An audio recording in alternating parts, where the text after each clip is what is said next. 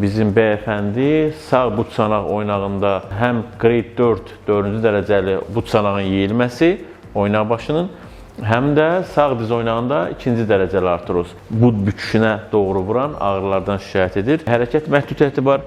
Təəssüf sizin demək istəyirəm ki, biraz pasiyentimiz oynağın yeyilməsini gecikdirib. Nəyə görə? Çünki həm artıq oynaq başında sürmə, yəni avaskular nekroz əlamətləri artıq formalaşıb və sağ but çanaq oynağının hərəkətində 30-40% məhdudlaşma var. Bir çox xəstələri biz kök üzərləri bitirmişik, sağlam həyatına dönüb və əməliyyata ehtiyac qalmayıb.